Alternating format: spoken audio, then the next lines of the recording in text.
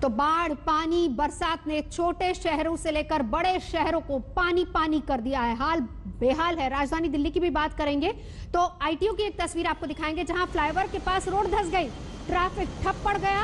कल्पना कीजिए कि हादसा कितना बड़ा हो सकता था। यह हाल दिल्ली का है तो छोटे शहरों का क्या हाल होगा ये आप खुद ब खुद समझ सकते हैं। दिल्ली का हाल देख लीजिए। शहर के बीचों बीच इस कदर सड़क धंस गई है।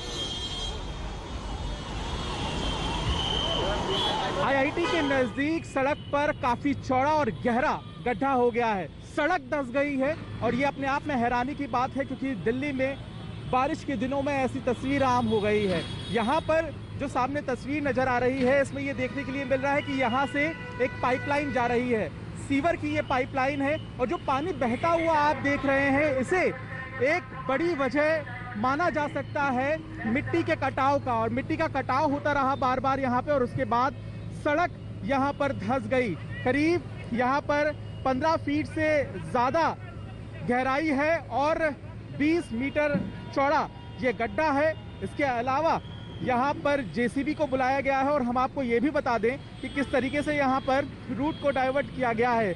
हम आपको तस्वीरों के जरिए बताते हैं कि यहाँ पर दिल्ली पुलिस के अलावा पीडब्ल्यूडी और सिविल डिफेंस के जवान तैनात है। ट्रैफिक पुलिस यहाँ पर है।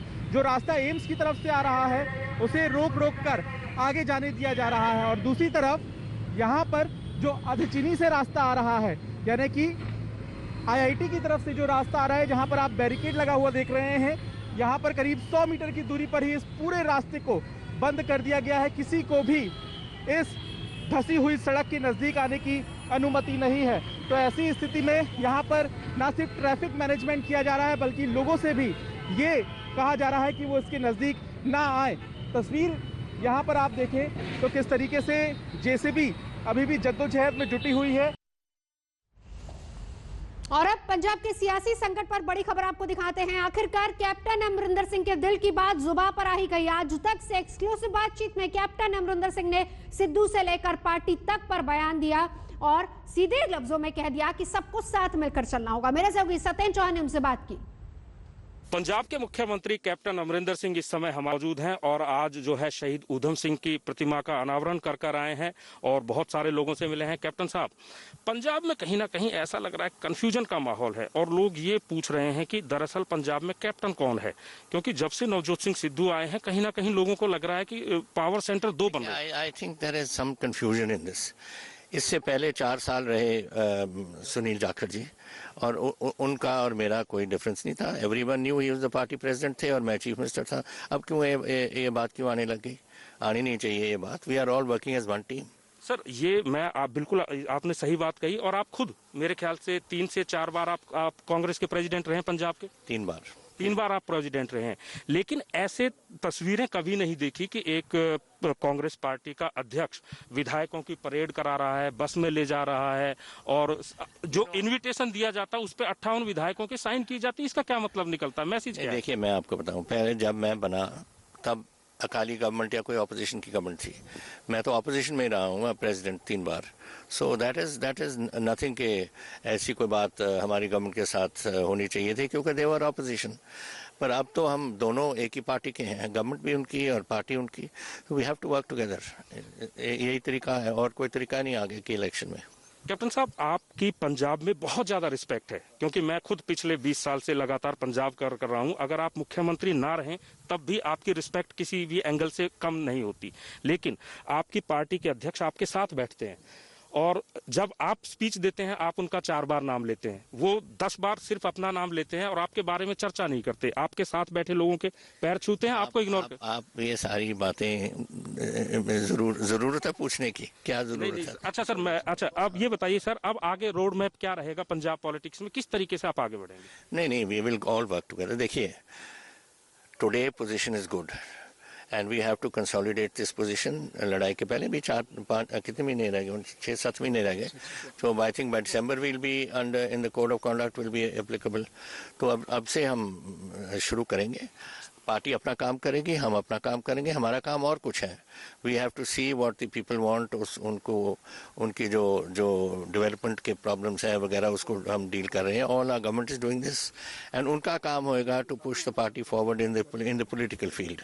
सर, चुनाव बिल्कुल पास आ रहे हैं। आपने मंत्री जी से भी पूछा है कि सिर्फ कुछ महीने बचे हैं, तो क्या ब्लूप्रिंट आपने तैयार किया है कि चुनाव में किस तरीके से जाएंगे, किन मुद्दों को लेकर आप आगे बढ़ेंगे? वो बहुत मुद्दे हैं। आई मीन पंजाब की प्रॉब्लम देखिए, पहली बात तो है समझने वाली है कि जो हमने मैनिफेस्टो बनाया था over 93% of that manifesto has been completed, और अब 95 से ऊपर चले जाएंगे।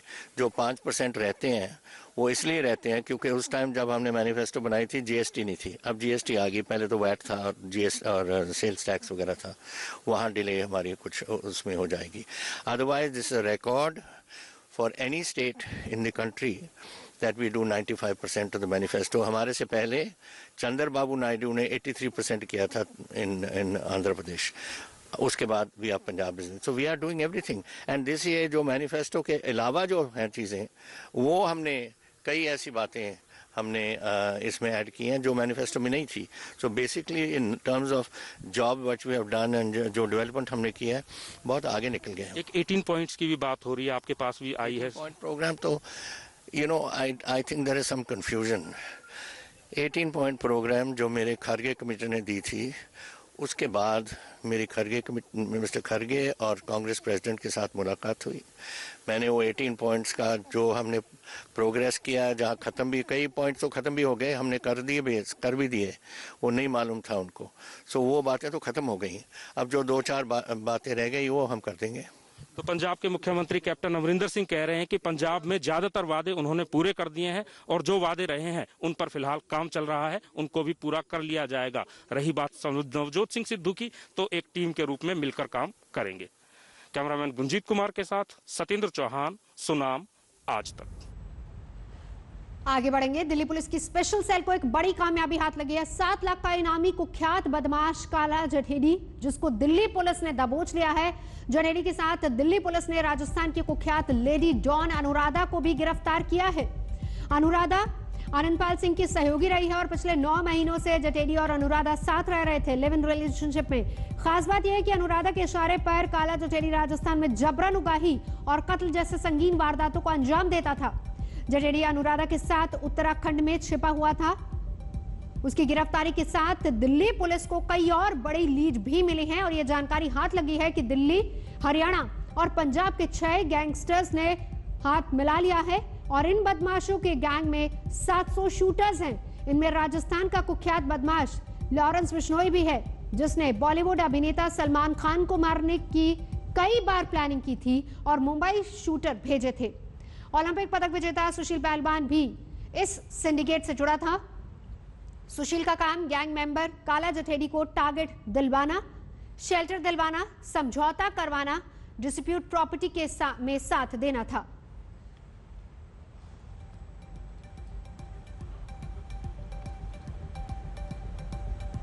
$7 लाख का इनामी बदमाश काला जठेडी, जिसको पुलिस ने गिरफ्तार कर लिया है, उसके साथ गैंगस्टर अनुराधा को भी गिरफ्तार कर लिया है। पुलिस स्पेशल सेल की काउंटर इंटेलिजेंस की टीम ने काला जठेडी को गिरफ्तार किया। आप देख पा रहे हैं काउंटर इंटेलिजेंस की टीम के गिरफ्त में जो है काला जठेडी है। 7 लाख रुपए का इनाम था।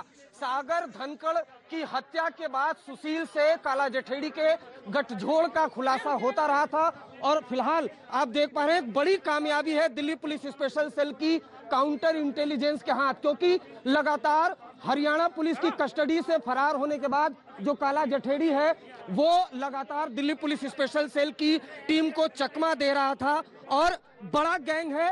राजस्थान, हरियाणा, दिल्ली, पंजाब में हत्या, रंगदारी जैसे केसेस हैं। और दूसरी जो महिला है अनुराधा, जो राजस्थान की कुख्यात लेडी डॉन है, उसको भी गिरफ्तार किया है। राजस्थान की पुलिस की तरफ से 10,000 रुपए का इनाम था। तो बड़ी कामयाबी दिल्ली पुलिस स्पेशल सेल के लिए कहेंगे, जिस तरह से काला जठेडी को गिरफ्तार किया गया है। और जो अनुराधा है, राजस्थान पुलिस की तरफ से इस महिला पर भी 10,000 रुपए का इनाम है। तो कुल मिलाकर 7 लाख काला जठेडी पर इनाम था। बड़ी कामयाबी है स्पेशल सेल के लिए। अब स्पेशल सेल इनसे पूछताछ करेगी और जिस तरीके से राजस्थान, हरियाणा और दिल्ली में हत्या, लूट, रंगदारी के मामले थे, उस बारे में पूछताछ की जाएगी। साथ ही साथ सागर धनखड़ की हत्या में क्या भूमिका थी, इस बारे में पूछताछ की जाएगी। कैमरामैन हिमांशु के साथ अरविंद ओझा, दिल्ली आज तक। चलेंगे सीधा अरविंद ओझा मेरे साथ इस वक्त जुड़ चुके हैं। अरविंद, पिछले दिनों ये भी बात आई थी कि सुशील ने भी काला जठेरी से खुद को खतरा बताया था, कितनी बड़ी कामयाबी है? जी देखिए, ये बहुत बड़ी कामयाबी है। सुशील ने खतरा जरूर बताया था, लेकिन सागर धनखड़ की हत्या के बाद। लेकिन बड़ा खुलासा ये है कि सुशील जो ओलंपिक पदक विजेता है, सुशील के काला जठेरी से रिश्ते रहे हैं और इस रिश्ते काफी ज्यादा भीतर है और इसकी तहकीकात भी दिल्ली पुलिस स्पेशल सेल की टीम करेगी। इसके अलावा काला जठेरी और 6 ऐसे गैंगस्टर हैं जिन्होंने ये पूरा एक अंडरवर्ल्ड का सिंडिकेट खड़ा कर दिया था, जिसमें काला जठेरी ही सिर्फ जेल से बाहर था। बाकी इसके जो 5 सहयोगी हैं नवजोत, वो जेल के अंदर से ही बड़ा सिंडिकेट चला रहे थे। इस पूरे गैंग में 700 से ज्यादा शूटर हैं।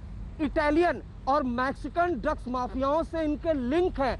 इस बात का खुलासा हुआ है जब काला जठेरी की जांच कर रही थी स्पेशल सेल की टीम, तब ये खुलासा हुआ कि इनके सियासी कनेक्शन भी है। साथ ही साथ इस गैंग में एक जो गैंगस्टर है लॉरेंस बिश्नोई, उसने बॉलीवुड अभिनेता सलमान खान को मारने की न सिर्फ प्लानिंग करी बल्कि 3 बार अपने शूटर भी भेजे। तो बात अब सिर्फ काला जठेरी और सुशील तक नहीं है, ये एक नया अंडरवर्ल्ड का गठजोड़ है जिसमें 6 गैंगस्टर शामिल हैं और उनके ऊपर कहीं ना कहीं हरियाणा पंजाब के जो हमारे सूत्र बता रहे हैं कि नेताओं का हाथ भी है, ड्रग्स कनेक्शन भी है और बात देश से अब बाहर विदेश में बैठे माफियाओं से भी गठजोड़ की है। तो फिलहाल काला जठेरी को गिरफ्तार कर लिया गया है, लेकिन जो हमारे सूत्र बता रहे हैं कि आने वाले दिनों में सुशील जो सागर धनखड़ की हत्या में तिहाड़ जेल में बंद है, उससे जो काला जठेरी है उसको आमने सामने बिठाकर पूछताछ की जाएगी। क्योंकि आज तक को जो एक्सक्लूसिव जानकारी मिली है उसके मुताबिक जो सुशील है वो काला जठेरी को न सिर्फ टारगेट मुहैया कराते थे बल्कि लैंड ग्रैबिंग और प्रॉपर्टी डिस्प्यूट में भी काला जठेरी के साथ एसोसिएट था सुशील कुमार का। हालांकि सागर धनखड़ की हत्या के बाद सुशील ने खतरा जरूर जताया था संदीप उर्फ काला जठेरी से, लेकिन ऐसा लगता है कि अंदर खाने बात बन गई है। लेकिन ये बात दिल्ली पुलिस तक पहुंच गई है और शायद यही वजह है कि कामयाबी तो जरूर है संदीप उर्फ काला जठेरी की गिरफ्तारी की, लेकिन अब सुशील की मुश्किलें भी बढ़ने वाली हैं क्योंकि संदीप उर्फ काला जठेरी सुशील कुमार के कई ऐसे दबे राज खोलेगा जो देश की जनता को नहीं मालूम है। अब तक यही जानती थी सागर धनखड़ की हत्या के पहले सुशील कुमार को इसीलिए जाना जाता था कि वो एक ओलंपिक पदक विजेता हैं, लेकिन अब उनके जुर्म का इतिहास, उनकी पोल जो संदीप उर्फ काला जठेरी है वो खोलेगा और यही वजह है कि इसी दफ्तर में काला जठेरी से पूछताछ चल रही है। यानी अरविंद, सीधे तौर पर यह माना जाए कि अब बहुत सारे राज दिल्ली में आज जेडीयू राष्ट्रीय कार्यकारिणी की बैठक होने वाली है जिसमें पार्टी के नए अध्यक्ष पर मंथन के साथ साथ पार्टी के विस्तार पर माथापच्ची होगी। दूसरे राज्यों में चुनावों पर चर्चा और संगठन को मजबूत बनाने पर भी बात होगी। शाम 4 बजे जेडीयू केंद्रीय कार्यालय में होगी यह बैठक जिसमें मुख्यमंत्री नीतीश कुमार भी शामिल होंगे। मुद्दे क्या क्या रहेंगे? पार्टी के नए अध्यक्ष पर पहली बात मंथन होगा। इसके अलावा दूसरे राज्यों में जिस तरीके से चुनाव होने उसको लेकर बातचीत होगी, पार्टी के विस्तार को लेकर माथापच्ची होगी, तमाम अहम मुद्दे। जदयू के अंदर काफी बेचैनी है। इधर उधर से अगर अध्यक्ष बनाया गया तो जनता दल यूं 4 खंडों में विभक्त हो गई। बकायद यह भी चल रही है कि नीतीश जी को ही अल्टीमेटली अध्यक्ष मान लिया जाए और सारी बकायद नीतीश जी के राष्ट्रीय अध्यक्ष बनने के लिए की जा रही है। क्योंकि और परिस्थिति ऐसी बनी, कोई दूसरे बने तो स्वाभाविक तौर पर जनता दल यूं टूट जाएगा। हर पार्टी की राष्ट्रीय कार्यकारिणी हो, प्रदेश कार्यकारिणी हो, उसकी बैठक समय समय पर होती रहती है। प्रमुख एजेंडों पर चर्चा होती है, पार्टी उसके हिसाब से फैसले भी लेती है। इसी क्रम में जनता दल यूनाइटेड की भी राष्ट्रीय कार्यकारिणी की बैठक होने वाली है। सभी लोग उसमें भाग लेने के लिए पहुंचे भी हैं। पार्टी के लोग बैठेंगे, बातचीत करेंगे, कई मुद्दों पर चर्चा भी होगी, निष्कर्ष भी निकलेगा और उसके बाद चीजें स्पष्ट हो पाएंगी और मीडिया तक भी सारी चीजें आ पाएंगी। आरक्षण और पिछड़ों को लेकर सरकार, सत्ता और विपक्ष में काफी कुछ चल रहा है। थोड़ी देर पहले केंद्रीय मंत्री भूपेंद्र यादव ने पिछड़ों की बेहतरी को सरकार का एजेंडा बताया तो कांग्रेस पर हमले भी किए। समाज के सभी वर्गों को समाहित करते हुए समरस भारत की रचना को करने के लिए बहुत सारे निर्णय एक लंबे समय से पेंडिंग थे। प्रधानमंत्री जी के नेतृत्व में उनको पूरा करके सरकार ने सामाजिक समरसता का, समतामूलक समाज का और सभी वर्गों की भागीदारी को सुनिश्चित करने के जो संवैधानिक दायित्व उनको पूर्ण करने का प्रयास किया है। हम ये भी जानते हैं कि पिछड़ा वर्ग का जो आयोग था उसको संवैधानिक आयोग देने की मांग एक लंबे समय से पेंडिंग पड़ी थी। यूपीए सरकार के 10 साल निकल गए लेकिन उसको संवैधानिक आयोग का दर्जा नहीं दिया गया। माननीय प्रधानमंत्री जी के नेतृत्व में पिछड़ा वर्ग आयोग को संवैधानिक आयोग का दर्जा दिया गया।